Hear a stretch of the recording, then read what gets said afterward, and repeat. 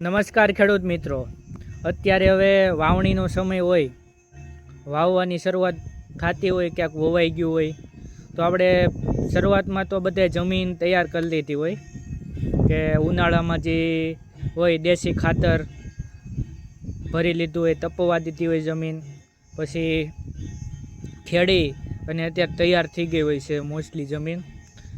અને જમીનમાં હવે વાવતી વખતે મગફળીમાં હવે બિયારણની આપણે વાત કરવાની છે.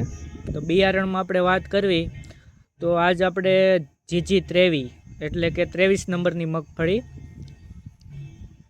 વિશે વાત કરવાની છે. 23 નંબરની મગફળીમાં આપણે એના ગુણધર્મની વાત કરીએ તો એના ગુણધર્મને રંગને રૂપી 20 નંબરને મળતા આવે છે. જે 20 નંબરની મગફળી છે એને GG23 મળતા આવે છે. અર્ધવેલડી સેગમેન્ટની સારામાં સારી વેરાયટી GG23 આપણે કહી શકાય. અને આગોતરું આયોજન એટલે કે કોળવાણ કાઢીને વાવવામાં આવે તો સારું હોય છે, સારી વેરાયટી છે અને મોડી પાકતી વેરાયટી છે. અને વાત કરવી તો 30-35 મણ જેવો ઉતારો હોય છે સારી કાળજી હોય તો, અને 30-35 મણ જેવો ઉતારો હોય છે. અર્ધવેલડી સેગમેન્ટની સારામાં સારી વેરાયટી આપણે કહી શકાય.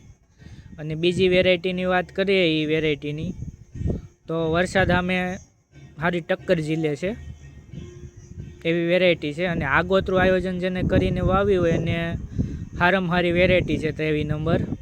અને બિયારણ ક્યાં મળે તો નજીકના એગ્રોમાં તપાસ કરવું, અથવા આપણે પાઘડી એગ્રો ક્લિનિક ઉના,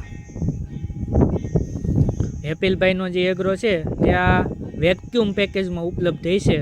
તો જે ખેડૂતને GG23 મગફળી વાવવાની ઈચ્છા હોય તે પૂરી માહિતી મેળવી, અને જમીન તો તૈયાર થઈ ગઈ હોય તો એ રીતે વાવી શકાય. અને ખાતર SSP પણ સારું. આપણે ખાતરનો એક અલગથી વિડીયો બનાવીશું કે કઈ ખાતર અરે આપણે મગફળી વાવવી જોઈએ, શું છે બધું. અત્યારે આપણે બિયારણની સિરીઝ ચાલુ છે તો બિયારણની વાત કરશું. અત્યારે 23 નંબરની વાત કરી, કાલે આપણે 39ની કરશું મગફળીની.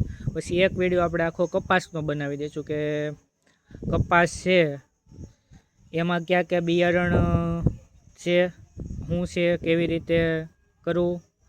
પછી એક સોયાબીનનો બનાવશું જેને સોયાબીન વાવવાના હોય એટલે એવી રીતે આપણે નવરા હોય, અત્યારે 7 વાગ્યાનો સમય હોય સાંજનો, એટલે હું ઘડીક વાર અગાસી ઉપર બેસવા આવું તો એમ થાય કે આપણે નાનો એવો વિડીયો બનાવી.